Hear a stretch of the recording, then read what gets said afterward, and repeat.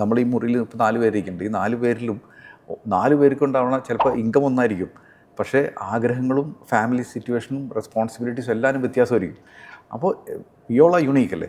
പിന്നെ ഇന്ന് ചിലപ്പോൾ നമ്മുടെ കുട്ടിക്ക് ഇപ്പോൾ എൻ്റെ കുട്ടിക്ക് ചിലപ്പോൾ 14 വയസ്സാണ്.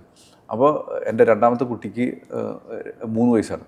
അപ്പോൾ 2 പേരെ ഞാനിപ്പോൾ ഡിഗ്രിക്ക് വിടണമെന്നുണ്ടെങ്കിൽ മൂത്ത മോൾക്ക് ഡിഗ്രിക്ക് പഠിക്കാനായിട്ട് ചിലപ്പോൾ ഇന്നത്തെ എഡ്യൂക്കേഷൻ ചിലപ്പോൾ 25 ലക്ഷം രൂപ ആയിരിക്കും.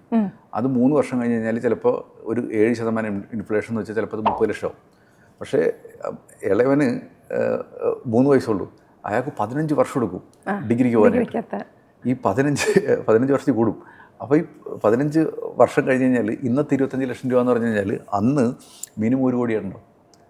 അപ്പോൾ ടൈം വാല്യൂ ഇസ് ഡിഫറെൻറ്റ്, പണപ്പെരുപ്പം ഇസ് ഡിഫറെൻറ്റ്. അപ്പോൾ ഇതനുസരിച്ചിട്ട് ഇപ്പോൾ എനിക്ക് ഒന്നില്ലാന്നുണ്ടെങ്കിൽ എൻ്റെ മോൻ 10ാം ക്ലാസ്സിലെത്തുമ്പോൾ ആലോചിക്കാം, അപ്പോൾ ചിലപ്പോൾ ലോൺ എടുക്കേണ്ടി വരും, അല്ലെങ്കിൽ എനിക്ക് വേറെ എന്തെങ്കിലും പറമ്പൊക്കെ കൊണ്ടുവരും. അതിന് പകരം ഇന്നേ തുടങ്ങിയിട്ട് എനിക്ക് മാസത്തിൽ ഒരു 5000 രൂപ 10000 രൂപ മാസം എനിക്ക് എൻ്റെ വരുമാനത്തിൽ നിന്ന് മാറ്റി വയ്ക്കണമെങ്കിൽ അന്ന് ഈസി ആയിട്ട് ഈ പറഞ്ഞ ഒരു ഫിനാൻഷ്യൽ ഗോൾ ഈസി ആയിട്ട് അച്ചീവ് ചെയ്യാൻ പറ്റും.